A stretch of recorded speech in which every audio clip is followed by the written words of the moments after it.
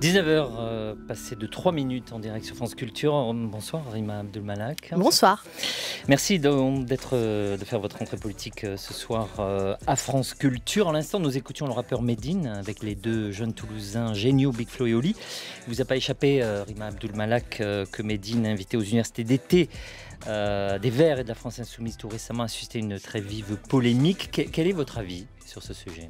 C'est normal que cette polémique ait pris cette ampleur parce que Medine, ces dernières années, a eu quand même un certain nombre de propos et d'attitudes très problématiques. De la quenelle, qui est un geste très clairement antisémite, à des paroles de chansons comme « Je vais scier l'arbre de la laïcité » ou « Mettre une fatwa sur les têtes des cons », jusqu'à un tweet récent qui sent assez fort des relents d'antisémitisme, attaquant Rachel Kahn, mais aussi des propos homophobes. Bref, on ne va pas tous les lister. Donc effectivement, c'est très étonnant que les Verts choisissent de l'inviter lui pour un débat en plus qui aurait pu être intéressant sur la force de la culture. En tout cas, le début du débat, c'était censé être ça. Et je ne comprends pas pourquoi, sur la force de la culture dans les quartiers, il y avait 10 000 autres personnes qu'il pouvait inviter. Pourquoi pas inviter des acteurs associatifs, des acteurs culturels qui sont engagés sur le terrain. J'ai plein de propositions à leur faire. Est-ce qu'ils montrent qu'ils s'occupent finalement plus de questions liées à l'extrême gauche, finalement au quartier, que de l'écologie ? Non, mais là, ils ne s'occupent de rien du tout avec ce débat. C'est ni un débat sur l'écologie, ni un débat sur la culture, ni un débat sur la liberté d'expression. Ils se sont fourvoyés dans une tentative de buzz.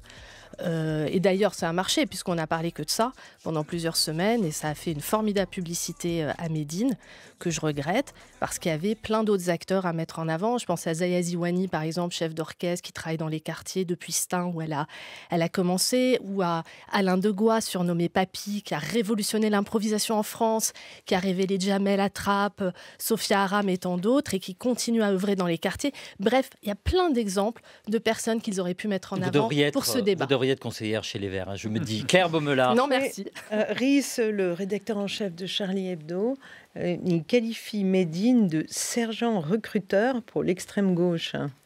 Vous êtes d'accord avec cette proposition ? Quand on le met en avant, on l'utilise, et comme ça, on touche les gens des quartiers. Je ne sais pas qui utilise qui. En tout cas, je pense qu'aujourd'hui, la lutte contre l'antisémitisme ne doit avoir aucune ambiguïté. Et entendre Medine dire que c'était des maladresses, tous ces propos passés, c'est trop facile. Ce mot n'est pas du tout à la hauteur de la gravité de la situation. Surtout qu'il y a le tweet sur Rachel Kahn très récent. Oui, et qui est absolument très très récent. Donc tout ça ne peut pas être qualifié simplement comme ça en toute légèreté de maladresse. C'est bien plus grave qu'une maladresse. Et pour moi, c'est inadmissible. Vous évoquez souvent, et on va en parler, mais la priorité aussi de parler au quartier. Il y a eu des bibliothèques brûlées, des MJC durant les émeutes. Est-ce qu'il ne faut pas aussi parler, y compris à des gens qui ne sont pas, entre guillemets, forcément nos amis ? On parle tous les jours à toutes les personnes qui vivent dans ces quartiers via des acteurs culturels, j'en citais deux tout à l'heure, engagés via des associations qu'on soutient, via des bibliothèques. Je tiens énormément à la place des bibliothèques partout en France. Il y en a 16 000 dans notre pays que nous soutenons aux côtés des collectivités. La semaine prochaine, d'ailleurs, je lance une campagne de mobilisation autour des bibliothèques parce qu'effectivement, au début de l'été, il y a eu 50 bibliothèques incendiées. C'est beaucoup trop. On ne peut pas accepter en 2023 de voir des livres partir en fumée. Ce sont quand même des images qui évoquent des moments absolument horribles de notre histoire. On ne peut pas accepter ça. Or, ces bibliothèques sont des lieux de proximité, facilement accessibles, gratuits, qui sont aussi des lieux de pacification, de savoir, de transmission, des lieux de vie. Et je veux vraiment que, dès la semaine prochaine, on incite tous les Français à s'inscrire en bibliothèque et à protéger, valoriser leur bibliothèque. Alors vous êtes venu ce soir dans Soft Power, émission notamment consacrée aux industries créatives, aux médias, au numérique, c'est-à-dire des sujets qu'on dit ICC pour industrie culturelle et créative. Je propose de commencer par des sujets ICC dans cet entretien, et notamment par l'une des ICC qui est la presse, Emmanuel Paquette. Oui, alors ça vous a pas étonné, mais le JDD, le journal du dimanche, a changé de directeur de la rédaction il y a peu de temps. Le gouvernement, pour l'instant, ne veut pas que des membres du gouvernement donnent des interviews. Et je voulais savoir si vous étiez aligné sur cette demande ou si vous pourriez donner une interview, sachant que aujourd'hui, il y a eu quelques petits dérapages déjà au lancement.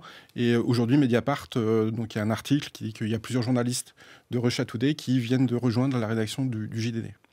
Non, il n'y a eu aucune consigne du gouvernement s'agissant des ministres ou des députés. Chacun est libre de faire ses choix. Et je voudrais quand même rappeler aussi qu'un journal peut changer de ligne éditoriale. C'est légal, la liberté de la presse et autorise la liberté aussi d'un journal d'opinion. C'est possible d'avoir un journal d'opinion en France, il y en a d'autres. Donc ça fait partie vraiment du pluralisme et c'est essentiel à notre démocratie. Je pense que c'est important de le rappeler. Mais ce qui se passe au JDD est absolument spécifique, parce que là, on est dans un cas de figure où il y a l'écrasement d'une histoire de 75 ans, du travail de journaliste pendant des décennies autour de valeurs et d'un ADN d'impartialité. Et aujourd'hui, il y a un effacement de cette histoire. Assez clairement, il y a eu une grève de 40 jours, la majorité des journalistes sont partis ou sont en train de partir. Ça n'est plus le JDD de cette histoire-là, mais avec la marque JDD sur laquelle il y a eu une sorte d'OPA. Donc, dans ce contexte-là, il y a aussi des vraies questions déontologiques qui se posent. Par exemple, la nouvelle direction n'a pas voulu ajouter à la charte déontologique un paragraphe tout simple qui est conforme à la loi, qui dit qu'il n'y aura pas de propos haineux, de propos racistes. Énormément de chartes de déontologie le disent. Par exemple, si vous prenez la charte de Sud-Ouest, ils écrivent ça très clairement. Bon, c'est conforme à la loi. Ils n'ont pas voulu l'écrire. Donc ça pose quand même question sur la ligne déontologique, bien au-delà de la ligne éditoriale. Effectivement, dans ces conditions-là, moi, à titre personnel en tout cas, je ne répondrai pas à ce jour à des interviews du JDD si elles m'étaient demandées. On verra plus tard si jamais ces règles déontologiques changent. Ils ne vous ont pas appelé pour vous interviewer, donc vous ne répondez pas. Emmanuel Paquette sur les états généraux de l'information. Oui, justement, les états généraux de l'information vont se lancer d'ici peu au mois de septembre. Il y a quand même une proposition de loi transpartisane qui propose un droit de vote d'un directeur de la rédaction par les rédactions et que ce droit de vote pourra être conditionné au fait de donner les aides à la presse. C'est-à-dire que si une rédaction ne met pas en place ce système-là, si un directeur de la rédaction et une direction ne le met pas en place, elle ne toucherait pas les aides à la presse. Est-ce que vous êtes aligné sur cette proposition ? Je trouve intéressant en tout cas toutes les propositions qui permettent de renforcer l'indépendance de l'information et la protection des journalistes, l'indépendance éditoriale face à des ingérences potentielles des actionnaires. Mais les états généraux de l'information vont être justement un cadre pour discuter plus largement de tous ces sujets, discuter avec des experts pour regarder tous les leviers juridiques, mais discuter avec les citoyens aussi plus globalement, parce que ce sont des sujets qui touchent chacune d'entre nous. Le droit à l'information, c'est un droit fondamental. L'information, c'est vraiment un bien commun. Donc aujourd'hui, il faudra aussi trouver par rapport à cette proposition de loi le bon curseur par rapport à la liberté d'entreprendre qui est aussi constitutionnelle. On en parlait en début d'émission et les ICC, c'est aussi l'édition. L'édition, c'est un des secteurs clés des industries créatives et culturelles. Et on assiste à un véritable Big Bang dans l'édition, puisque les deux premiers groupes français que sont d'une part Editis, d'autre part Lagardère, Vivendi sont affectés par des changements d'actionnaires. Et tout un tas d'autres maisons liées ou non à ce groupe sont également dans une très grande période de mutation. Comment vous analysez ce véritable Big Bang dans l'édition et qu'est-ce que finalement la ministre de la Culture ou le Centre national du livre peuvent faire ? Il y aurait eu un plus grand Big Bang si la fusion Hachette-Editis était allée à son terme. Or, la Commission plus grande européenne, concentration, vous voulez dire. Voilà, la Commission européenne l'a empêché et c'est très donc bien. Il y a bien des règles. Oui, il y a bien des règles qui fonctionnent, des règles de concurrence, de contrôle des concentrations qui fonctionnent. Donc aujourd'hui, c'est pas cette revente qui va changer en tant que telle le paysage éditorial en réalité. Donc attendons de voir. Ce qui est important pour moi, via le Centre national du livre, c'est effectivement de soutenir toute la diversité éditoriale, de soutenir des éditeurs indépendants, de soutenir toute la chaîne du livre, les auteurs, les libraires, les manifestations littéraires. C'est tout un écosystème qu'on encourage pour que la diversité soit totale en France. Emmanuel ? Oui, alors justement, le milliardaire qui doit racheter Editis, c'est Daniel Kretinsky. Daniel Kretinsky, oui. C'est un milliardaire tchèque. Alors, il n'a pas énormément d'expérience dans l'édition, donc ça, déjà, ça peut faire un peu peur quand même. C'est un euphémisme, on peut dire même. D'avoir un groupe d'édition comme ça entre les mains d'un milliardaire qui débute. Et puis surtout, il a aujourd'hui, il est très actif en France. Il a racheté Casino, enfin, il est en train de racheter Casino. Il est premier actionnaire de Fnac Darty, qui est un des premiers distributeurs de livres. Est-ce qu'il n'y a pas aussi un problème de concentration entre Daniel Kretinsky qui aura Editis et Daniel Kretinsky, premier actionnaire de Fnac Darty? C'est sûr que la question des points de distribution, des points de vente va se poser, d'un côté avec Relais H pour Vivendi et la Fnac. Donc il faudra être vigilant sur comment les devantures vont être présentées. Est-ce qu'elles vont être utilisées uniquement pour des livres de ces maisons d'édition-là? Est-ce qu'il y aura des dérives de ce type ou pas? Il faudra vraiment observer ça de très près pour voir si il faut se pencher sur des renforcements des règles existantes ou pas. Industrie créative et culturelle encore avec le cinéma, autre secteur très concerné. Les chiffres de juillet, on n'a pas encore ce doute, sont assez bons pour le cinéma. 18,3 millions d'entrées avec une hausse donc de 33%. Et plus encore d'ailleurs si on compare à d'autres années. Par contre, vous avez été attaché culturel aux États-Unis. C'est un pays qu'on connaît bien tous les deux. Oui. Depuis des années, on regardait les chiffres et on était toujours 50-50. Qui entre les Américains et les Français allait être premier du box-office français? Aujourd'hui, en gros, c'est 46% pour le box-office américain depuis quelques années. En France, le box-office français, 37%. Et les autres cinématographies autour de 15-17%. Ça veut dire qu'on est en train de décrocher par rapport aux Américains dans le box-office français. Ah non, moi je trouve qu'on se maintient plutôt très bien à 40% de part de marché de films français. Mais c'était 60-40 il y a une quinzaine d'années. Par rapport à d'autres pays, regardons ce qui se passe en Allemagne ou en Italie, ils sont à peine à 20% de leur part de marché pour des films nationaux. Au Royaume-Uni, c'est 8%. Donc vraiment, il y a même des pays avec 1%, mais ce n'était pas ça la France, madame. Qui résiste le mieux avec sa cinématographie. Par ailleurs, on a aussi besoin des films américains, déjà parce qu'on aime le cinéma américain. Et puis parce que ça finance via la taxe du CNC, d'accord. Ça finance par la taxe sur la billetterie la diversité de notre cinéma, bien sûr. Et franchement, on peut se réjouir d'un retour de la fréquentation ces derniers mois qui a retrouvé le niveau d'avant Covid. On est aussi un des rares pays à y arriver, puisqu'il y a toujours une baisse très forte de la fréquentation, par exemple en Italie, qui est pourtant un grand pays de cinéma. Ils sont toujours autour de moins 40 ou moins 50%. L'Allemagne, c'est en train de remonter, mais ils étaient à moins 40%. L'Espagne aussi. On a quand même un peuple de cinéphiles en France et de très bons films français qui ont un vrai succès, comme l'Anatomie d'une chute en ce moment. Vous avez vu ce film? Bien sûr, on se souvient la polémique qui a eu lieu au moment de Cannes avec une critique lorsqu'elle a eu la Palme d'Or qui vous était un peu adressée. Vous avez d'ailleurs réagi. Que pensez-vous d'abord du film? Non, le film est magistral. Je conseille à tout le monde d'y aller. Donc pas de vengeance. Ah non, mais l'œuvre est une œuvre magnifique. La réalisatrice est formidable. Après les propos qu'elle a tenus à Cannes, je continue à les trouver injustes et surtout faux. Qu'est-ce que vous avez aimé dans ce film? Non, c'est un film qui est psychologiquement haletant et qui est porté par une actrice, Sandra Hüller, qui est fantastique. On essaye de comprendre si elle est coupable ou pas. Oui, on restera tout le long avec ce mystère et on pourra le revoir 3 fois sans savoir à la fin quoi penser. Et donc c'est cette multiplicité d'interprétations, cette complexité qui est fascinante dans ce film. Et dans la question qu'elle vous posait, ou la critique, certes, peut-être, vous l'avez dit, exagérée, qu'est-ce qu'on peut répondre finalement à ce milieu du cinéma qui est un peu chagrin parfois? Qu'est-ce que vous pouvez, en termes de politique culturelle? Je réponds toujours avec aussi les chiffres, tout ce qu'on a fait depuis des années, les soutiens qui ont été déployés pendant la crise, 430 millions d'euros. Les soutiens récents qu'on vient de déployer avec le plan Grande Fabrique de l'Image pour soutenir la formation, les studios, la production, avec 350 millions d'euros. L'année blanche pour les intermittents, qui a beaucoup bénéficié aussi au monde du cinéma. Le fait d'avoir imposé aux plateformes de contribuer au financement du cinéma et de l'audiovisuel en France à hauteur de 20% de leur chiffre d'affaires. Ça, c'est une directive européenne que la France a portée, que la France a défendue. Ce sont des enjeux de souveraineté, des enjeux de diversité. Cette exception culturelle, on ne l'a jamais autant défendue et on continuera à la défendre. Emmanuel Paquette. Il y a eu un rapport du Sénat, je crois, qui mentionnait quand même qu'il y avait trop de productions françaises, avec trop peu de public qui allait voir certaines de ces productions, et qui recommandait de justement faire moins de productions en France, et de moins soutenir, en faire une forme de diversité. Est-ce que vous êtes aligné sur ce rapport du Sénat, ou je suppose que non, mais je pose quand même la question. Non, mais justement, voilà un rapport qui contredit aussi les propos de Justine Triet, puisqu'elle nous fait croire qu'on est en train de détruire l'exception culturelle et qu'il y a une marchandisation, qu'on ne finance finalement que les films qui marchent. Or, c'est faux. Si on regarde les aides du CNC. Déjà, un tiers de ces aides vont à des premiers films, c'est-à-dire qu'on ne sait pas qui sont ces réalisateurs. Si un film ne marche pas, ça ne veut pas dire qu'il n'aura pas l'avance sur recette ou d'autres aides. On a même inventé de nouvelles aides comme les parcours d'auteurs.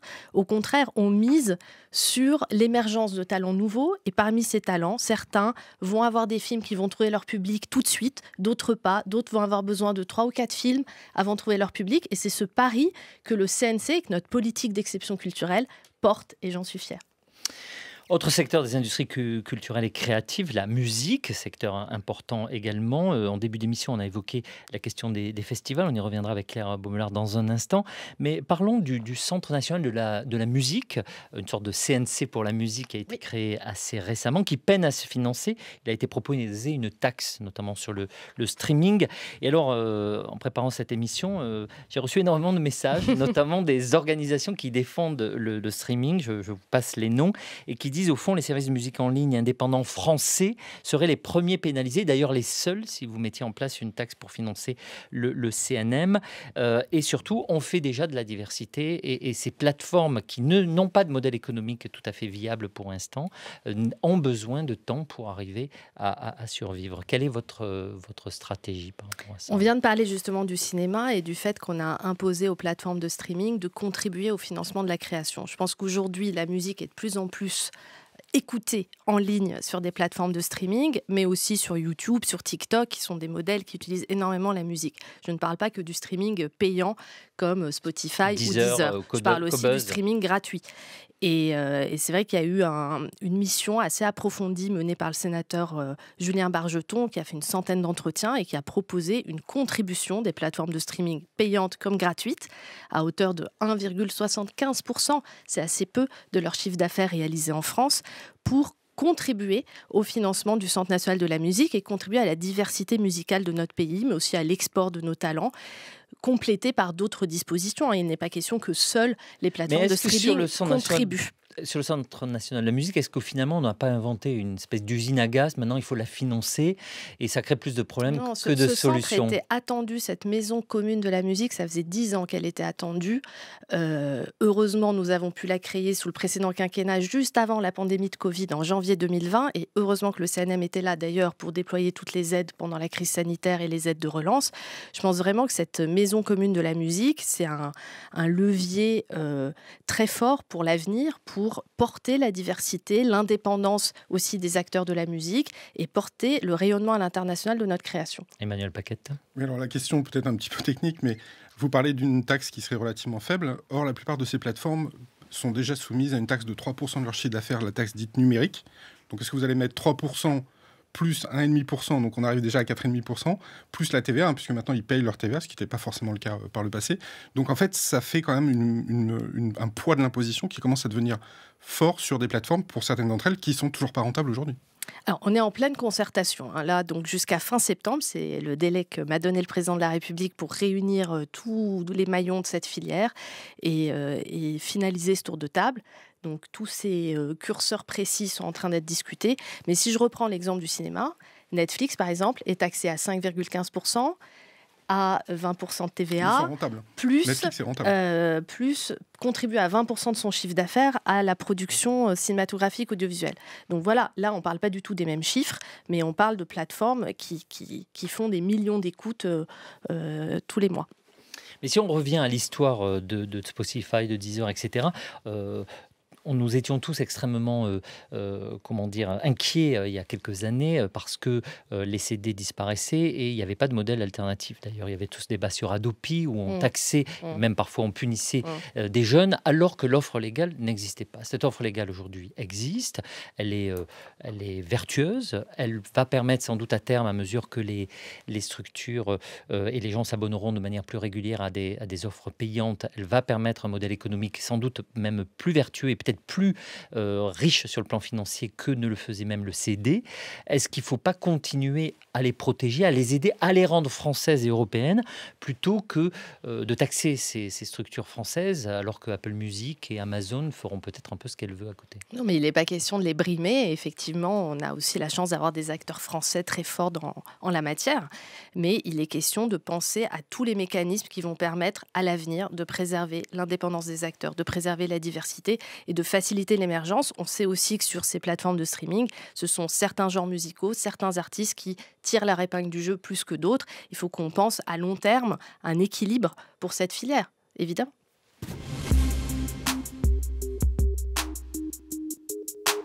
France Culture, Soft Power, Frédéric Martel. 19h23, pardon, je voulais gagner 10 minutes. 19h23, c'est pas parce que vous nous ennuyez, mais il y avait 10 minutes qui manquaient. On a parlé avec vous, Rima Abdul-Malak, ministre de la Culture. Vous faites votre entrée ce soir politique sur France Culture. On a parlé de différentes industries culturelles et créatives. Il y a aussi la question des festivals. On est à la fois là, parfois dans le non-profit, parfois dans le parapublic, d'autres fois dans le secteur privé. Une question de Claire Baumelard. Mais là, certains grands festivals comme les Interceltiques, Avignon ont déjà annoncé des records de fréquentation pour cet été 2023. Je pense que vous n'avez peut-être pas les chiffres complètement consolidés, mais vous pouvez nous confirmer que ça a été un bon été pour les festivals. Vous en avez couru un certain nombre d'ailleurs. J'ai eu le plaisir on vous a vu partout. De faire un tour de France des festivals. J'ai été sur 20 festivals précisément depuis le mois de juin. Et partout où je suis allée, j'ai vu effectivement des fréquentations records, un public heureux d'être là, toutes les générations qui se retrouvaient, un besoin de se retrouver, de se rassembler pour vibrer autour des émotions du spectacle, de la musique, de la photo, C'est la première fois que vous alliez à Avignon ? Ah non, Avignon, j'y vais depuis 15 ans au moins. C'est un festival auquel je suis très, très, très attachée, où je vais tous les ans.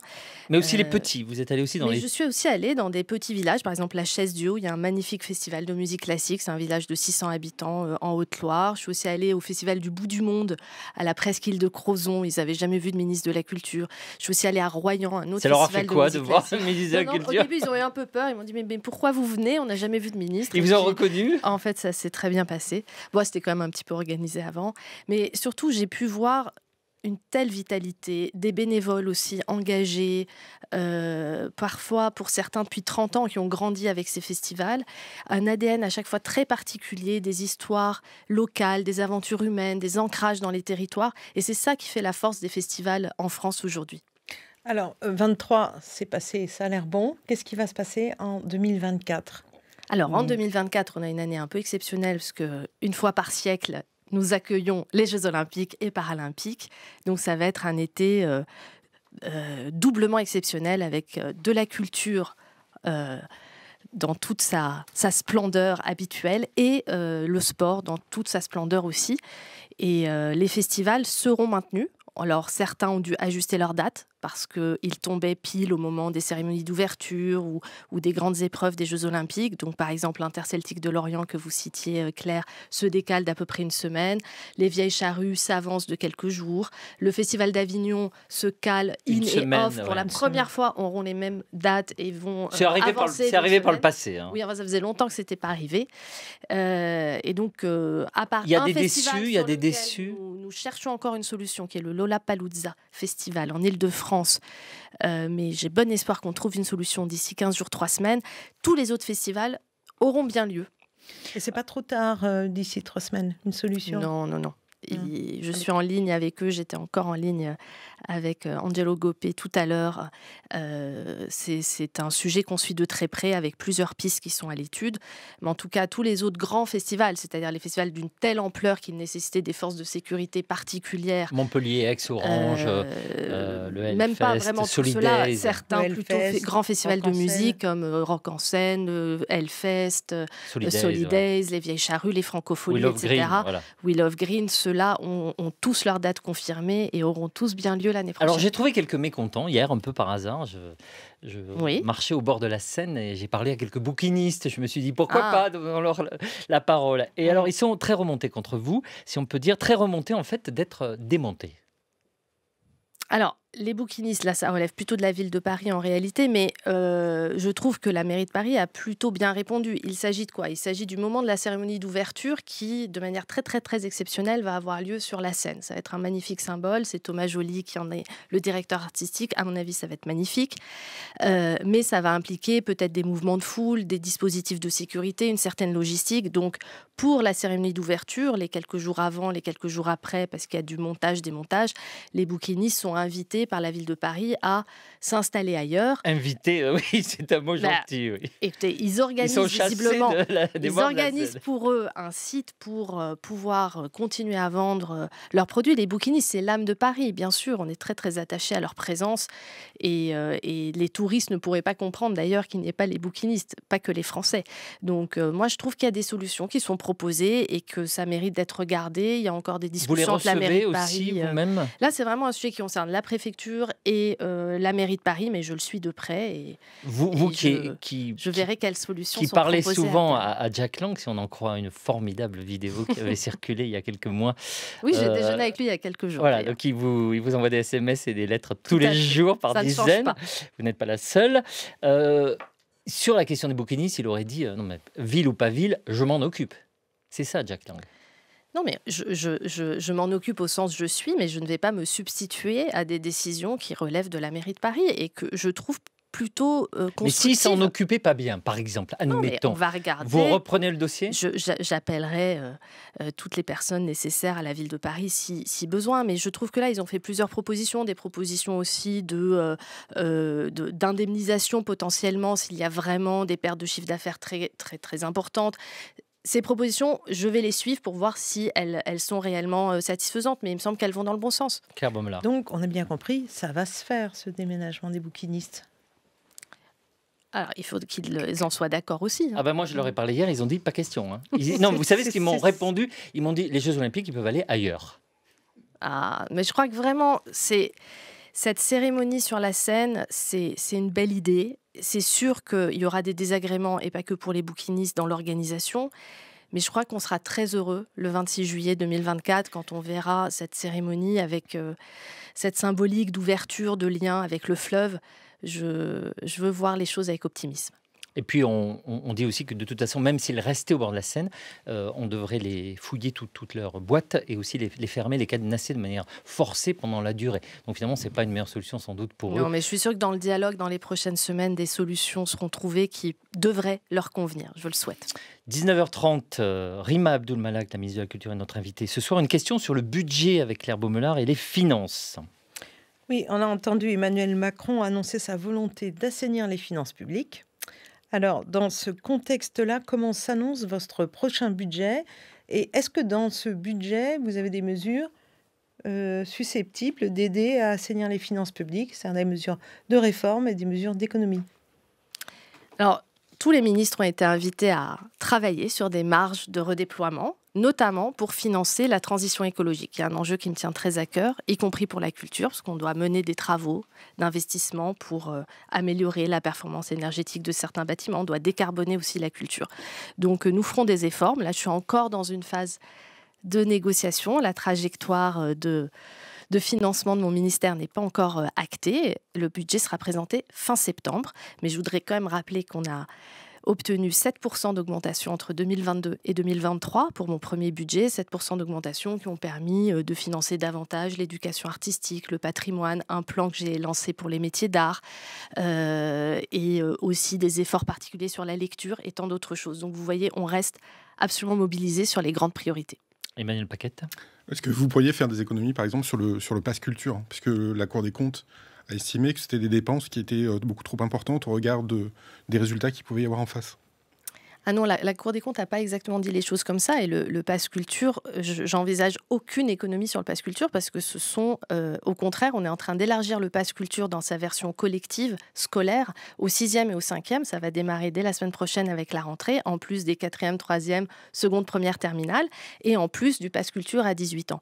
C'est ce que j'ai toujours appelé la conduite accompagnée avant le permis. Et à 18 ans, ils ont 300 € pour vivre en autonomie leurs expériences culturelles. Et qu'est-ce qu'on voit avec le Pass Culture? Ils achètent des livres, c'est ce qui vient en premier. Essentiellement des mangas. Pas essentiellement des mangas. 300 000 références de livres différentes, et la moitié du temps, quand ils viennent pour acheter un manga dans une librairie, ils ressortent avec un autre livre qui n'est pas un manga, un roman, un poème, un livre de mode, un livre de cuisine, énormément de choses.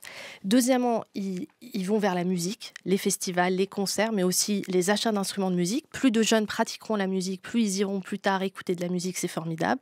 Et troisièmement, le cinéma. Il y a eu sur l'année 2022 4,5 millions de séances de cinéma via le Pass Culture. C'est aussi une aide directe aux salles, à tous les exploitants.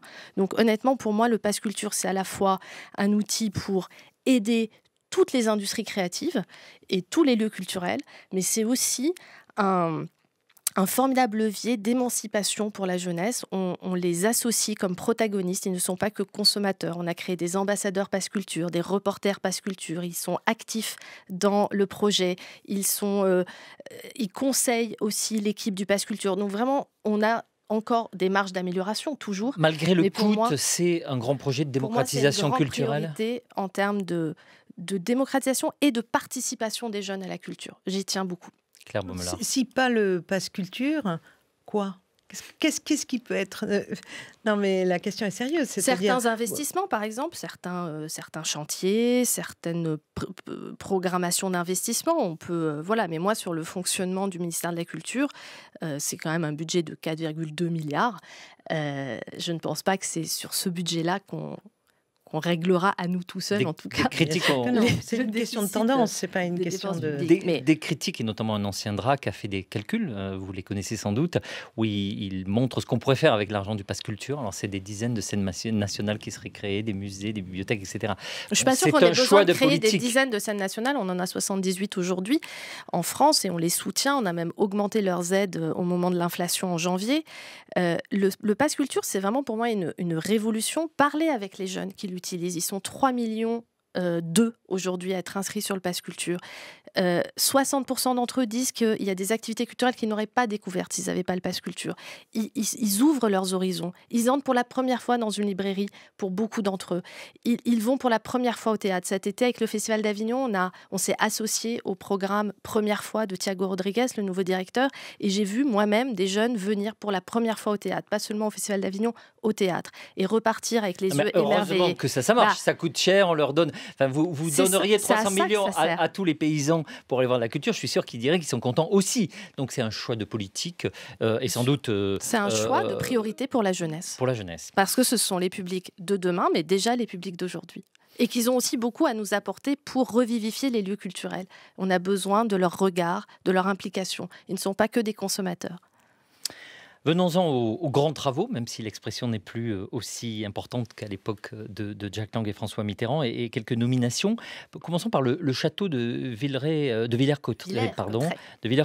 Le président de la République a annoncé ce lundi que le sommet de la francophonie à la Cité internationale de la langue française au château de Villers-Cotterêts aurait lieu, donc inauguré le 19 octobre prochain. C'est une folie, comme certains le disent, un projet cohérent. Il y a un problème de direction, notamment avec les élus. Alors, le sommet de la francophonie, ça sera à l'automne 2024, mais l'ouverture du château de Villers-Cotterêts au public, c'est le 19 octobre, là, 2023, très bientôt, sous la direction de Paul Rondin, que nous avons nommé... Ancien directeur adjoint du Festival d'Avignon. À la tête de ce projet. Et je ne sais pas à quoi vous faites référence quand vous dites une folie. Est-ce que c'est sur le plan budgétaire? Parce qu'effectivement, nous avons investi environ 200 millions d'euros dans la restauration de ce château, mais il était abandonné depuis des dizaines d'années, dans un état très, très, très, très mauvais. Donc, il fallait réellement sauver ce château, qui est un des rares châteaux Renaissance de Picardie. Il n'y a pas que Stéphane Bern qui est content, tous les amoureux du patrimoine et tous les amoureux de cette région. Et c'est une terre littéraire aussi, c'est la ville de naissance d'Alexandre Dumas.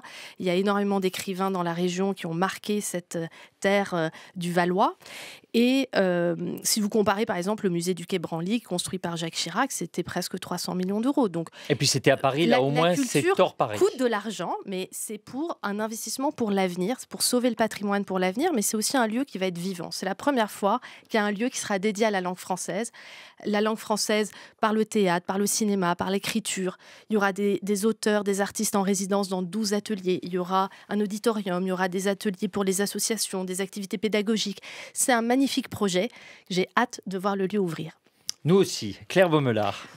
Dans Folie, effectivement, il y avait l'idée que c'était un immense investissement, mais il y a aussi des questions sur comment il va vivre, non pas ce qu'il va produire, vous venez de répondre, mais comment il va trouver les moyens de son fonctionnement, si vous voulez.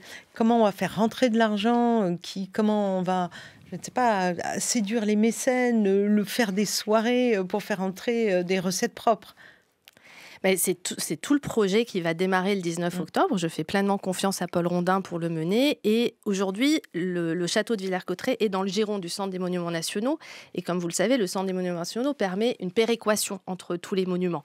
Donc pour les premières années, c'est aussi les gros une base payent pour très les petits, solide en gros. pour avoir des fonctions support grâce au Centre des Monuments Nationaux. Et que voilà, si le succès du Panthéon ou de l'Arc de Triomphe peut aussi aider à faire démarrer un projet comme Villers-Cotterêts, c'est tant mieux. Autre projet, la Maison des mondes africains. Alors, c'est plus lié au ministère des Affaires étrangères, mais malgré tout, ça vous concerne aussi. À Bien Paris, sûr, à projet Achille MB. Elle sera finalisée dans les 6 mois, a annoncé Emmanuel Macron lundi. Non, le projet, c'est-à-dire que Achille Mbembe, effectivement, avait remis un rapport au président de la République dans lequel il préconisait la création de ce lieu, un peu comme il existe l'Institut du monde arabe. Ou la Maison d'Amérique latine. Ou la Maison de l'Amérique latine. Il manque un lieu dédié aux cultures africaines, à la création africaine, mais qui ne soit pas qu'un lieu culturel aussi, qui soit un espace de ressources pour les entreprises, pour les universitaires, pour les chercheurs. Et ce serait une belle continuité de cette saison Africa 2020 que nous avons portée, alors qui n'a pas pu avoir lieu en 2020 à cause du Covid, qui avait été décalé, mais qui a été un moment très important, qui a fédéré énormément de partenaires. C'est aussi une continuité du nouveau sommet Afrique-France qui a eu lieu à Montpellier. Et d'ailleurs, on aura une belle préfiguration les 6, 7, 8 octobre prochains à la Gaîté Lyrique, au Centre Pompidou et au CNAM, avec le forum Création Africa, qui va aussi rassembler 200 artistes et professionnels de différents pays d'Afrique pour des spectacles, des concerts, des débats, des conférences, des projections de films. Ça va être formidable. Claire Baumelard. Il y avait eu une consultation qui avait été lancée en juin 2022 pour que chacun puisse donner son avis sur cette maison, sur ce qu'il en attendait, etc. 1500 jeunes ont été consultés. Est-ce que les conclusions ont été rendues publiques ? Alors, il y a eu une consultation, effectivement, pour 1500 jeunes. Je dois vérifier si ça avait été mis en ligne. J'avoue que là, je ne sais plus. Je ne l'ai pas trouvé. Je me suis demandé s'il y avait des choses intéressantes. Si finalement, en tout cas, ça a montré un vrai engouement pour ce projet, beaucoup d'attentes. Et je trouvais que c'était important d'écouter ces jeunes de moins de 30 ans parce que ça sera aussi destiné à ces générations-là. Un mot sur un certain nombre de nominations qui font débat. Je pense d'abord à Versailles, où Catherine Pégard est toujours présente sans avoir été vraiment renommée. Alors, vous avez déjà répondu que c'était utile jusqu'au JO parce qu'elle avait été très compétente. On peut en discuter sans personnaliser. J'ai essayé cet été, il se trouve, avec des étrangers de passage, de réserver un billet au château de Versailles. Donc, on dit que c'est très bien. Je ne sais pas si vous avez essayé de réserver un billet au château de Versailles. Si vous êtes portugais, par exemple, votre code postal, vous ne pourrez jamais le mettre, puisqu'ils ne pensent pas au code postal des étrangers. C'est uniquement en 3 langues, alors que même la RATP fait des messages en 6 langues.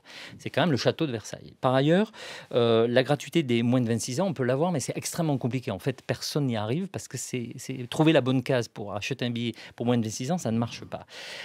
On pourrait citer beaucoup d'autres choses. Il a fallu 1h30 à peu près pour acheter 2 billets, tellement que l'application est mauvaise. Ça veut dire que la présidente de Versailles s'en occupe pas.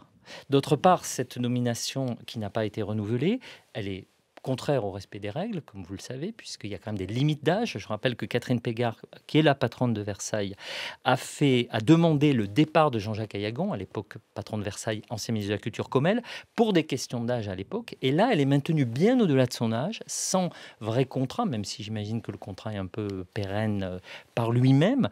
Pourquoi, vraiment, on ne comprend pas pourquoi ce choix de maintenir, indépendamment d'ailleurs des personnes. Comment se fait-il qu'il n'y ait pas, tout simplement, que vous ne suiviez pas vos propres règles ? Alors, je vous trouve un peu dur à partir d'une expérience de prise de billets sur le site internet. Moi, je trouve que le bilan de Catherine Pégard est plutôt très bon sur le plan de la fréquentation, sur le plan du numérique, sur le plan de l'ouverture internationale, de tous les partenariats, sur le plan du lien avec les mécènes et du développement du mécénat. Ouais, enfin, il y a une grande équipe, il y a énormément de salariés. Elle a aussi développé un campus des métiers d'art qui me tient très à cœur et je pourrais citer plein d'autres exemples. Et je trouve que la période du Covid, de la relance et de la préparation des Jeux Olympiques était une période particulièrement complexe pour le château et qu'un peu plus de stabilité dans sa gouvernance et dans sa direction était souhaitable. Catherine Pégard, à mon sens, fait un travail exceptionnel et la situation était exceptionnelle avec tous ces enjeux post-Covid et pré-JO qui justifiaient cette prolongation. D'ailleurs, la loi sur la limite d'âge dans les établissements publics prévoit des intérims, prévoit qu'il est possible de faire un intérim au-delà de sa limite d'âge. C'est juridiquement possible. Mais c'est contraire à l'esprit de la loi, comme vous le devinez. L'intérim est possible juridiquement. France Culture, Soft Power, Frédéric Martel. 19h42, Rima Abdul-Malak, la ministre de la Culture, est notre invitée ce soir. Parlons un peu de vos relations avec la ville de Paris à travers deux très beaux lieux. Je pense au Théâtre de la Ville, au Théâtre du Châtelet. Le Théâtre de la Ville va réouvrir, ce sera tout bientôt, le 9 septembre, sous un nouveau nom, Théâtre Sarah Bernard. Quant au Théâtre du Châtelet, Olivier Py y a été nommé, c'est notamment Anne Hidalgo qui nomme.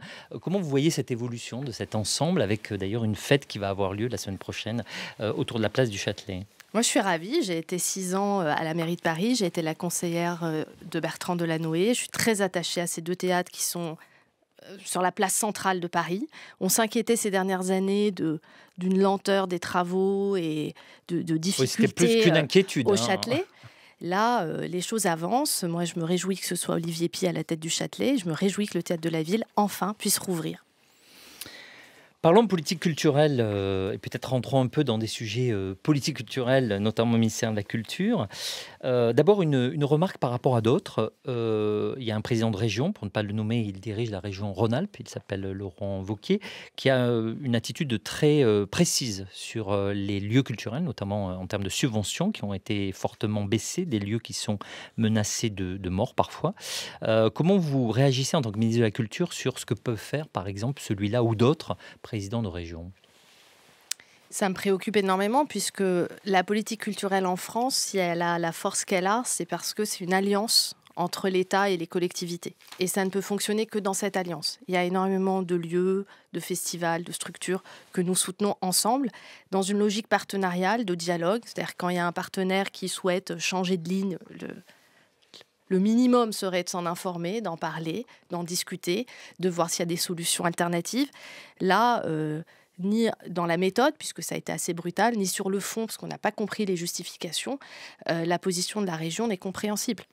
C'est quoi, pour ce selon qui est de la vous, région Auvergne-Rhône-Alpes? Quelle est l'explication? Ces formes de populisme, préparer des échéances politiques plus futures pour pouvoir dire voilà ce que j'ai fait. Qui est présentée, c'est la ligne finalement un peu de la culture en milieu rural contre la culture dans les métropoles. Mais si on regarde de près, en fait, on se rend compte que c'est pas ça. Par exemple, il y a un festival de poésie, de lecture qui s'appelle Lecture sous l'arbre à Chambon-sur-Lignon, qui est un tout petit village dont la subvention a été baissée par la région. Donc ça montre bien qu'il y a d'autres sujets derrière qui sont des bons points et des mauvais points accordés à certains directeurs, directrices d'institutions, des enjeux politiques selon telle ou telle couleur politique de telle ou telle ville. J'ai encore du mal à tout décrypter. Moi, je veux pour autant maintenir le dialogue avec la région. Je pense que nous pouvons continuer à discuter pour ne pas abandonner certaines institutions très importantes. J'étais à Clermont-Ferrand il n'y a pas très longtemps pour justement rencontrer l'équipe du festival de court-métrage. Il n'est pas pensable d'abandonner, d'affaiblir, par exemple, un festival de cette importance, qui est le seul grand festival international de court-métrage en France. Si c'était le cas sur cette institution ou une autre, l'État pourrait venir en aide aux institutions concernées. Je ne peux pas donner ça comme solution à chaque fois, parce que sinon toutes les autres collectivités se diraient on se désengage et l'État va compenser. En ce qui concerne le festival du court-métrage, ça me semble tellement important qu'avec la ville de Clermont-Ferrand et d'autres partenaires, notamment privés, nous trouverons des solutions. Pour ne pas rester seulement sur Laurent Wauquiez, il y a aussi les Verts qui ont eu, et pour rester dans la région Rhône-Alpes, qui ont aussi un comportement politique, c'est le cas du maire de Grenoble, mais aussi un peu à Strasbourg, parfois à Bordeaux ou à Lyon, où on n'a pas compris toujours les choix politiques.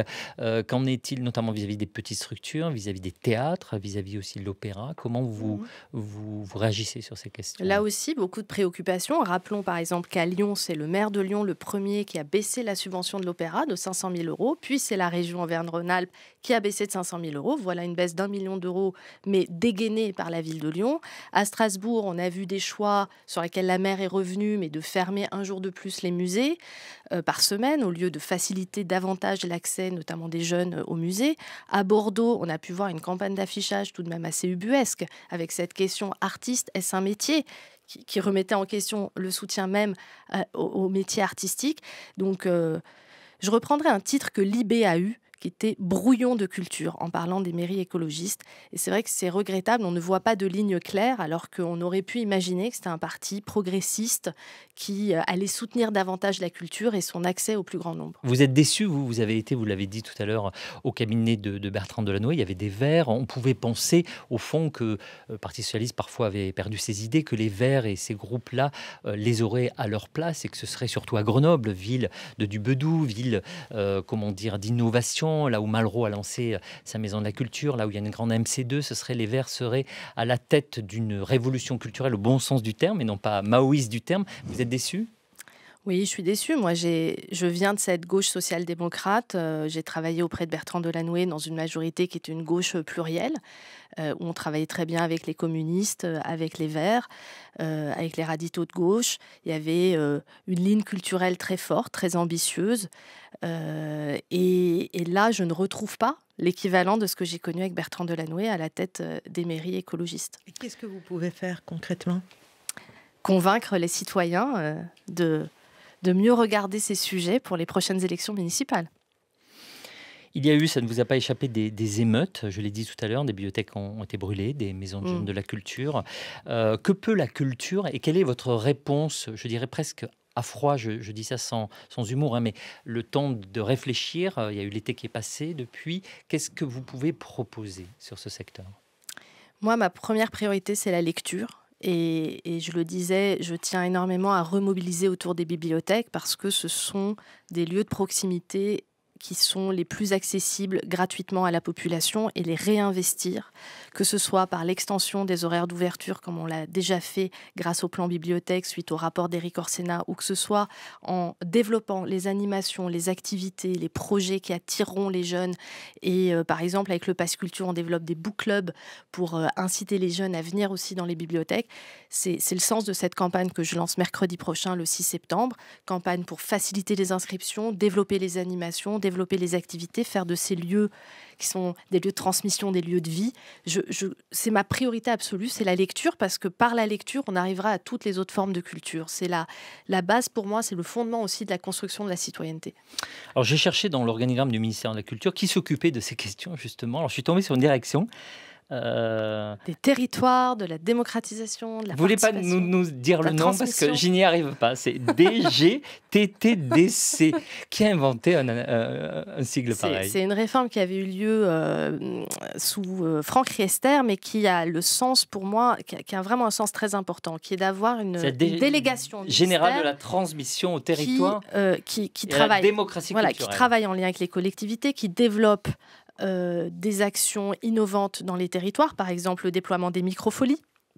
Mais là, on a créé aussi un fonds d'innovation territoriale pour mieux travailler avec les petites communes, les élus qui ont du mal à proposer des projets qui rentrent dans les cases habituelles du ministère. C'est aussi une délégation qui accompagne nos écoles d'enseignement supérieur artistique. J'ai une grande priorité, par exemple, sur les écoles d'architecture dans mon budget de l'année dernière et je l'espère dans mon budget 2024. C'est aussi une délégation qui suit tous les projets d'éducation artistique, qui soutient nos DRAC, nos directions régionales des affaires culturelles, pour tout ce qui touche à la transmission de la culture. Et aussi la prison, je crois, là-dedans, l'enseignement supérieur, la les culture, EHPAD, les centres les sociaux, handicapés. Mettre la culture partout. On se le refait pour la route. On le prononce. Alors, Délégation générale à la transmission, au territoire et à la démocratie culturelle. Voilà, DGTTDC. On salue Noël Corbin, je crois qu'il la dirige, c'est Oui. ça. Claire Baumelard. Oui, je reviens sur les conséquences des émeutes et la destruction d'une partie d'équipements culturels. Il y a un maire LR, le maire de Saint-Gratien, dans le Val d'Oise, qui a dit « je ne reconstruis pas le centre culturel Camille Claudel tant que les émeutiers ne sont pas démasqués, et j'aimerais une sorte de responsabilisation des casseurs ». C'est une bonne idée, ça, le casseur-payeur, à votre avis ? De toute façon, on a des réponses sécuritaires, régaliennes. La justice va faire son travail. Ces réponses-là, elles doivent être apportées. On ne peut pas laisser ces faits impunis et tourner la page. Ce qui s'est passé est absolument très grave. Donc ça, ces réponses, elles seront apportées. Pour autant, moi, je reste persuadée que la réponse culturelle, elle est indispensable aussi, qu'on ne peut pas laisser ces quartiers sans bibliothèque, sans théâtre, sans cinéma. Parfois, ce sont des cinémas aussi qui ont été détruits. Donc, on sera au rendez-vous de la reconstruction et on sera au rendez-vous de l'appui aux acteurs culturels de terrain qui font ce travail de fourmi, d'acupuncture, je dirais même, au plus près du terrain, pour tisser des liens avec ces populations, pour amener des artistes, pour réveiller les imaginaires, pour amener autre chose que la violence. Une question sur le patrimoine. On oublie souvent ce type de sujet, mais il se trouve que les Journées européennes du patrimoine arrivent bientôt. Ce sera les 16 et 17 septembre prochains. Avec un axe cette année patrimoine et sport. La conférence de presse, vous l'avez faite ce jeudi.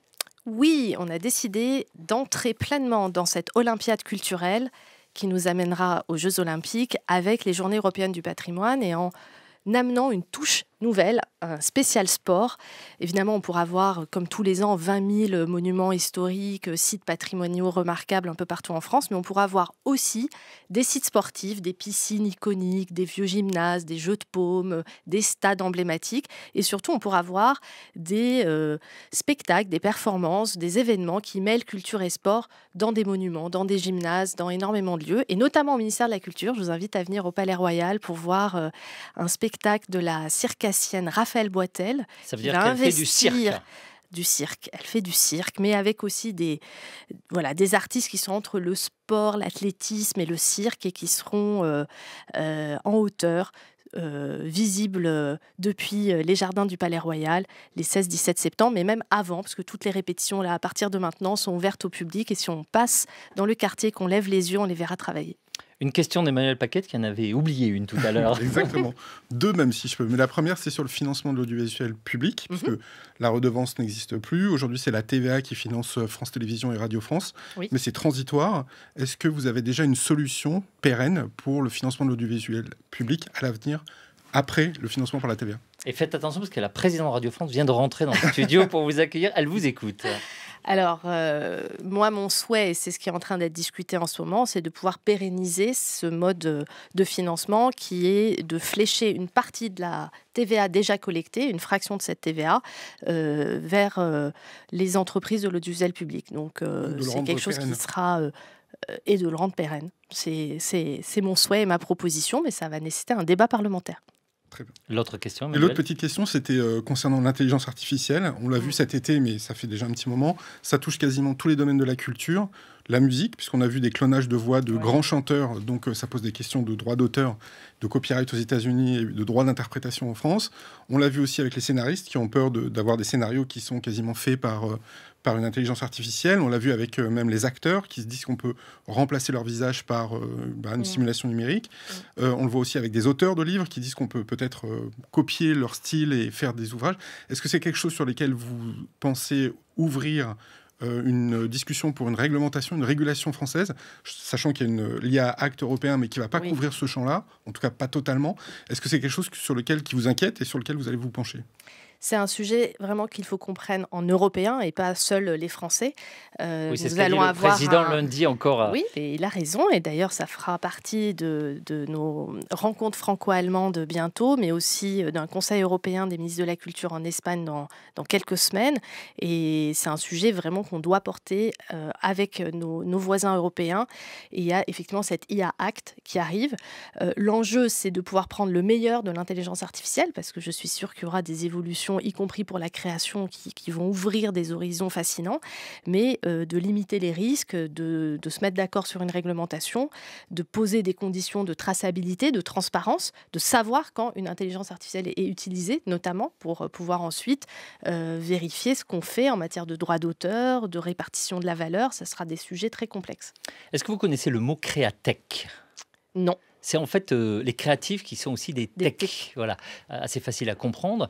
Mais ma question, c'est les geeks de la création. Exactement. Est-ce que la ministre en l'occurrence de la Culture, se sent aussi concernée par cette population-là ? Souvent, on a tendance à penser que le ministre de la Culture s'occupe des artistes et qu'il est un peu réticent ou un peu méfiant vis-à-vis de la tech ou des techs. Et là, il y a toute cette population. On parle là sans doute de peut-être plus d'1 million de personnes en France qui sont à la fois dans la création, mais aussi dans la tech, ce qu'on appelle parfois la classe créative aussi. Est-ce que vous les embrassez, vous les accueillez, vous les aimez comme les autres ? Bien sûr, c'est une force culturelle et économique pour notre pays. Le ministère de la Culture est aussi le ministère des entrepreneurs culturels, des industries créatives, du jeu vidéo, de l'animation et de toutes les nouvelles expériences qui sont en train de se développer, les expériences immersives, la réalité virtuelle, le métavers qu'on embrasse aussi, puisque nous allons lancer dans quelques jours un appel à projet dans notre plan d'investissement France 2030 pour la création immersive et le développement de la création dans le métavers. Les NFT, on a par exemple le Centre Pompidou qui a lancé sa première NFT, l'Opéra de Paris aussi. On est aux côtés des lieux culturels pour qu'ils fassent leurs jumeaux numériques. Ces évolutions-là sont très importantes pour s'adresser aussi à de nouveaux publics, pour s'adresser à la jeune génération, pour s'adresser à l'international, à un monde encore plus vaste. Ce sont des enjeux absolument déterminants pour l'avenir. Rima Abdul-Malak, ministre de la Culture et des Créatech. Merci infiniment d'avoir été notre invité ce soir. On a appris tout à l'heure un très grave accident concernant Mathieu Kassovitz, le cinéaste, et qui est très, très gravement hospitalisé depuis quelques minutes. On a aussi appris la disparition de François Gèze cette semaine. Un mot peut-être brièvement ? Oui, c'était un grand éditeur et je pense que l'édition scientifique, la vulgarisation scientifique sont des enjeux très importants. J'espère que la relève sera là pour lui comme pour d'autres maisons d'édition. Merci infiniment d'être venu dans Soft Power pour faire votre rentrée politique, Rima Abdul-Malak, ministre de la Culture. Vous revenez dès que vous aurez des annonces, on vous réinvite. Cette émission a été réalisée ce soir par Perret Legras. La semaine prochaine dans Soft Power, nous consacrerons notre émission à l'Espagne qui préside depuis cet été l'Union européenne et dont les élections au cours de l'été n'ont pas permis de trouver une majorité. On cherche encore. C'est la fin de cette tranche d'actualité en direct. Culture, médias, international, numérique. Merci Manuel Paquette, Claire Baumelard du Figaro. France Culture, 19h58.